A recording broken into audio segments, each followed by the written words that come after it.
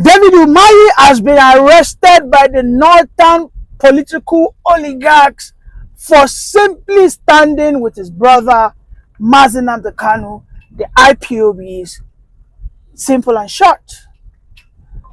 Right now, David Umahi's chances of vying for any political position at the federal level is at stake.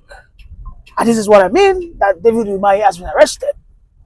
Because yesterday everybody was shocked seeing David Umahi grant an interview. And in that interview, he defended the IPOBs.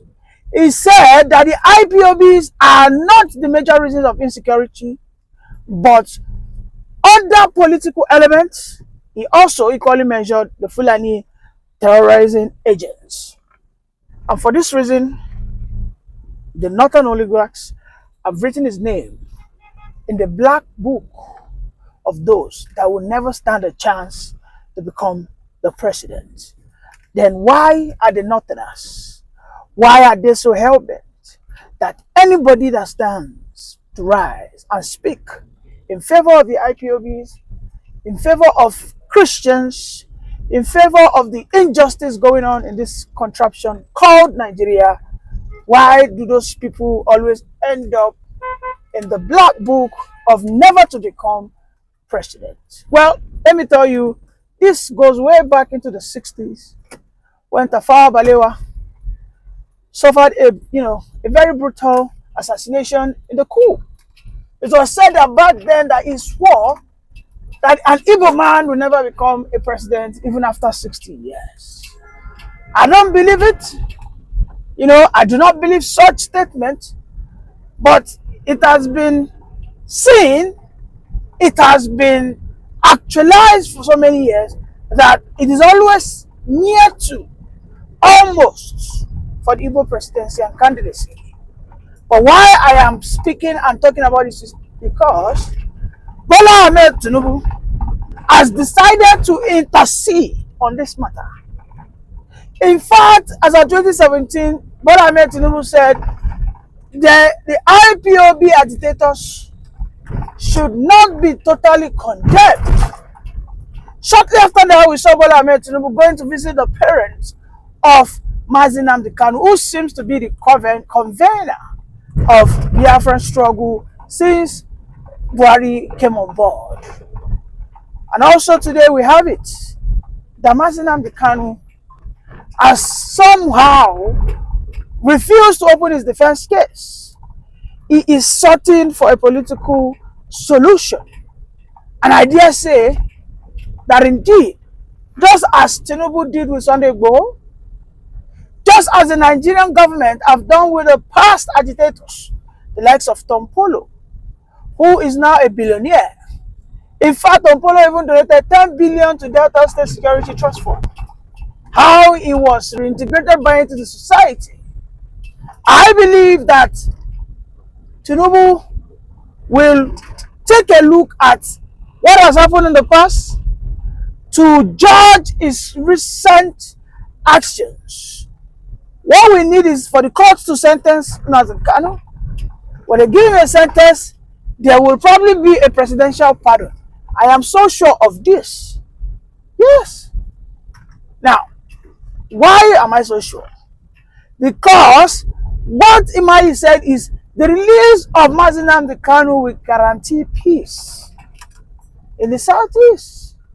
We all know that when the likes of Asarido Kubo, Ateketom, Tom Polo, when they were still in the field of struggle, when they were crying that they are being cheated, they are denied their own share of their own God-given natural resource, at the end of the day, we knew who settled that cause. We knew it was not a northerner. We knew that it was a southerner that brokered that peace. These are the reasons why I'm saying Tinubu will, at the end of the day, broker a peace deal with Mazinam Kanu. They will give him a presidential pardon, give him some, so many other things that he would use to talk to his people that this is the way to go. All right? And this, it does not in any way reduce the struggle for Biafra. That it is not written in anywhere that because you are struggling for Biafra, you should rot in jail. Because as it stands today, Mazinam Kanu is whiling away, wearing away in his Fendi white shirt and trousers for over 4 years, rotting there without nothing. I mean, no access to his wife, no freedom of speech, no access to what's going on globally. This is totally unfair. If the Nigerian contraption must pass judgment, let it be done as soon as possible. And I guess this is why Mazin American has decided that he will not open his case. It wouldn't. Now, let me go back to the issue of Umahi. Umahi, to my surprise, whom so many of us saw in the past, said he is not a Biafran. In fact, in the past, Umahi banned the BLA, the Biafran Liberation Army. In fact, at the time, he disowned Amonepa. You know, he has always been against the Biafra struggle. But what we have today, for me, is a surprise. I don't know if he's doing this for political gains, but if he's doing it for political gains, then he must be ready to exchange the Ipob sympathy for the Northern sympathy. Because yes, in fact, so many Northerners used to love Umahi. So many of them say, Umahi is the best governor out of the Southeast. But for this just mere statement that Ipob are not the real cause of insecurity. Oh, everywhere don't burst, right? Heaven is about to fall. Meanwhile, the likes of Shegumi, the Sultan, the Baba Ahmed, Dati of this world, so many Northern leaders have said that, look at that other guy that said Shehu something. He said Nigeria should bargain with the Northern bandits for peace to reign. And on my own scale of evil, Ipob sits way, way below the Northern bandits. Yes. Because for me, you hardly see where the Ipob will go into other people's lands, encroach into people's business. That hardly happens. They will even hardly go to other states out of Southeast. But these Northern bandits, they are in Benue, they are in Borno, they are in Akwa Ibom, they are in Ibadan. You can see, they are everywhere. They are spreading like what? They are spreading like wildfire. And yet some elders in the north are demanding that the Nigerian state should negotiate with them. But Umahi, who has decided to just speak the truth, that Ipobs are not the main cause of insecurity. That in fact, the insecurity in Southeast, maybe you want to ascribe percentage to the Ipob, about 30%.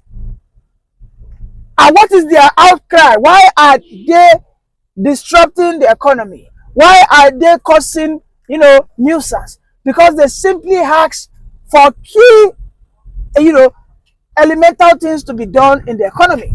Open the seaport, guarantee resource control, ensure there's internal security or local policing. These things are commonsensical. These are things that are untenable. But when you juxtapose it with what the bandits are demanding for, they are telling you that everybody should turn to Islam. People should stop eating pork. People should stop drinking alcohol. Everybody should not go to church. All the churches should be brought down to ashes. I mean, these are the outcry of the bandits. So when you see, you know that one is a greater evil. You will know.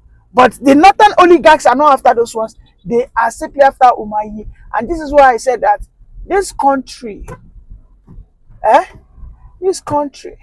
until the Yorubas and the Igbos decide to work together, until we begin to put aside our differences and our egocentrism, our egocentric nature, we push it aside and we ask ourselves, my guy, what will work together? What is the way forward? If you fail to do that, you see, the North will always come in when we are fighting, and they will just see that, okay, at this stage, who seems to have the bigger numbers, then they will quickly align with such person, and they will guarantee the person, you know what, don't worry, let's work together, support me when you are done. Is that not what Atiku is doing with Obi? Is that not what Atiku is trying to use Obi for? Using Obi to climb to the seat of power, telling Obi that without me, the Igbos cannot be the president. I mean, what an affront, what an insult. What a way to minimize the one of the largest ethnic tribe in the nation, telling them that without me, you can you without them, can you become something? Atiku. You see, this northern oligarchs and the hypocrisy stinks to me. It totally stinks to me, and I don't take them seriously anymore. Umahi should go ahead. If Umahi will have to visit the court to in solidarity with his brother, oh please go ahead. We also had Yorubas rallied behind Sunday Igboho. It was the Sunday Igboho's actions that led to the creation of Amotekun. Yes. So many of the southwestern governors did not castigate, they did not demonize Sunday Igboho, they did not. Sunday Igboho had massive support. He had massive support. People were with him. You know? People were with him.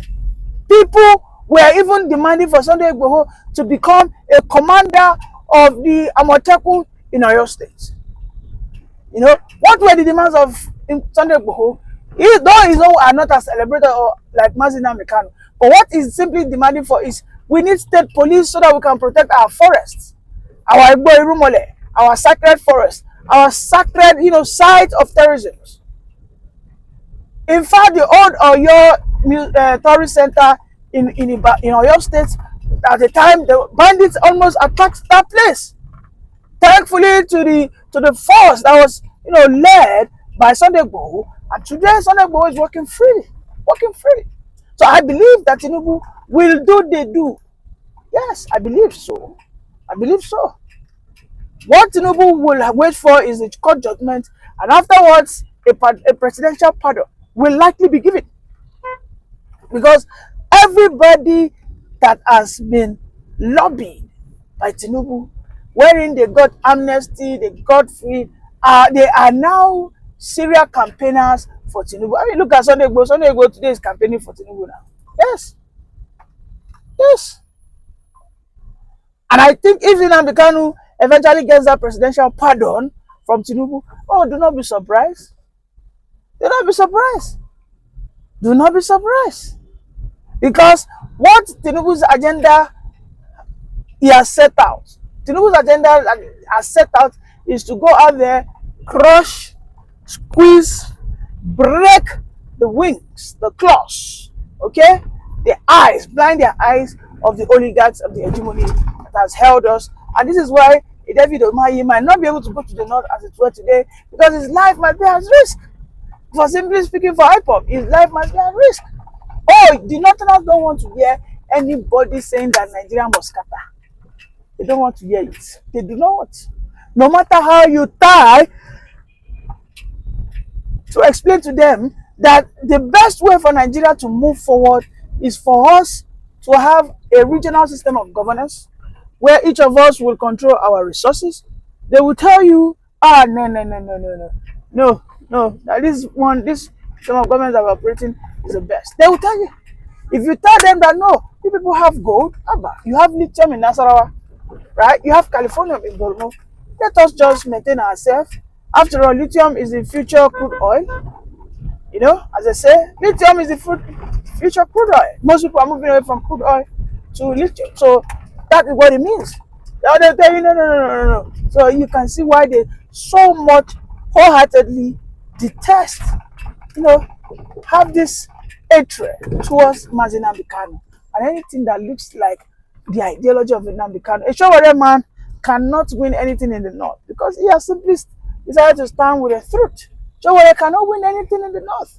I mean, not at this moment. Maybe in the future that is possible when the northern youth have been further and been enlightened that this is how nations work, not using the tribal and religious sentiment to judge everything before you. But as at now, Showore has lost his political relevance. He himself has been politically arrested by the northern Fulani oligarchs. Thank you for joining me, and it is interesting that the names of those behind the supposed coup plot against Tinubu has been released.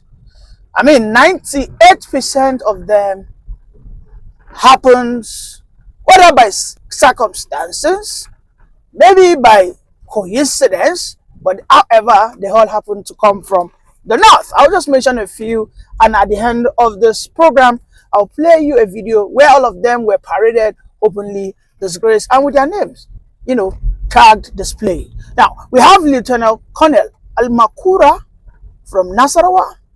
We have Brigadier General Sadiq from Borno. We have Lieutenant Colonel Ayatu from Kaduna. We have AJ Ibrahim, Lieutenant Colonel from Kogi. We have Colonel Usman from Katsina. I mean, just to mention a few, and so on and so forth. The question is, ever since Christopher Musa decided to step down, the Nigerian army has not been the same. As I speak right now, the Nigerian army is split. There is a conflict of interest because some people feel their life has been put at risk. And yes, because northern bandits are now recruited to fill in the gap of the southern slots. I repeat, northern repentant bandits are now recruited into the armies, according to the report on Sahara report, to replace the southern slots. What does this mean, and how can we get out of this conundrum of a nation called the Nigerian Republic?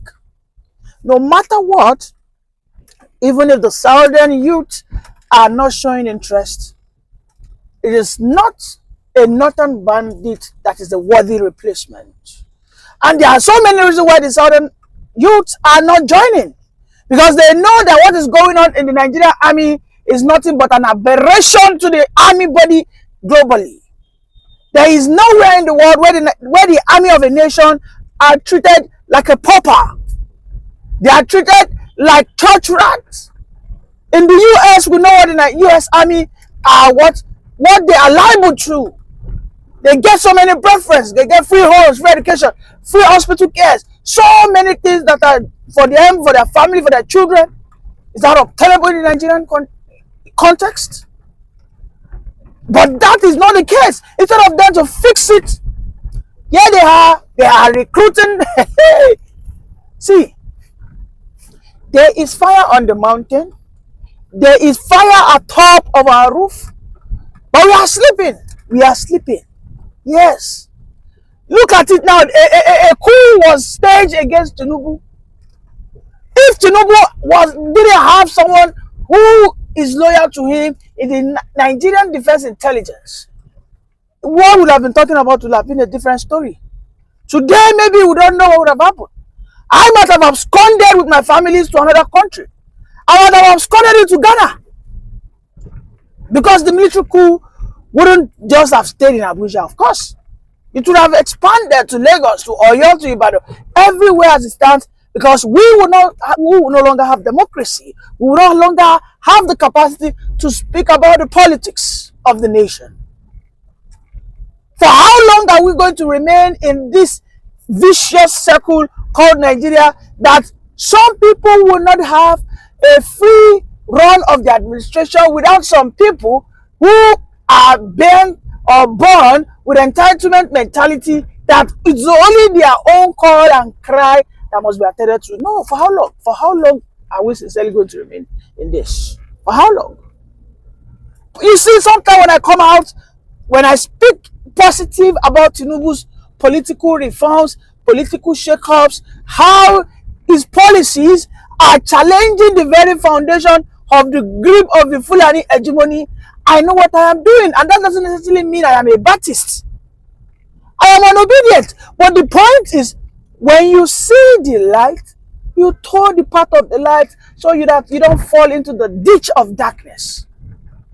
Nigeria, as it were, no matter economic policies, nothing we do. Look at the security. If today they say that they want to deploy some forms of security